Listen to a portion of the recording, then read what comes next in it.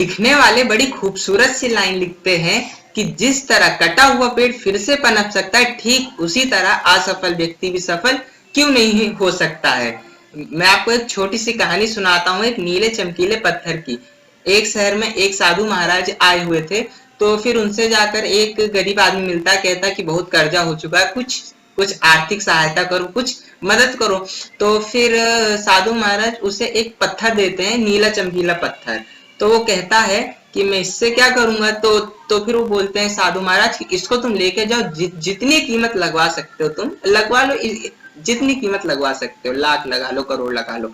तो फिर वो बेचने के इरादे से एक केले वाले के पास गया, बाहर खड़ा था। तो फिर वो उसके पास गया, तो उसने कहा कि लो, ये मुझे साधु महाराज ने दिया, काफी चमकीला है, विशेष है। तो फिर वो बोलता है ठीक है, केले वाला बोलता है ठीक है, 1,000 रुपए ले लो, ये पत्थर दे दो। तो बोलता है 1,000? तो बोलता है हाँ। तो फिर वो निराशा के साथ एक बर्तन के व्यापारी के पास गया, जो उसका दोस्त था। तो फिर जब वो दोस्त के पास गया, वो बोलता है भाई ये सुंदर तो है, काफी कीमती भी लगता है, ठीक है इसके मैं तुम्हें 10,000 रुपए दे देता हूँ। तो वो सोचता है, तो फिर बोला 10,000। तो फिर उसने सोचा यार इसकी कीमत और भी हो सकती है। तो फिर उसने कहा हाँ ठीक है, इसको मैं बाद में बेचता हूँ आके। तो फिर वो सोने के व्यापारी के पास गया। फिर जब वो सोने की दुकान पे गया, तो फिर उसने जब वहां पे दिखाया सोना, तो वो बोलता भाई ये बहुत विशेष है और काफी कीमती है, इसके मैं तुम्हें 1,00,000 रुपए तक दे सकता हूँ। उसने कहा 1,00,000? तो फिर उसका दिमाग घूमा, 1,10,000 कहाँ, 1,000 कहाँ, 10,000 कहाँ, 1,00,000, इसकी कीमत और भी हो सकती है। तो फिर क्यों ना मैं इसे हीरे के व्यापारी को दिखाऊं। तो फिर वो एक हीरे के व्यापारी के पास गया।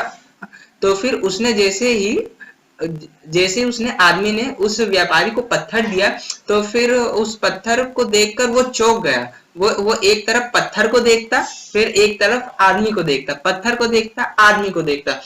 फिर वो बोलता भैया ये तुम कहाँ से लाए हो, अपनी मैं पूरी पूरी संपत्ति, पूरी जायदाद तुम्हारे नाम कर दूं करोड़ों की, फिर भी मैं इसी कीमत नहीं चुका सकता हूँ।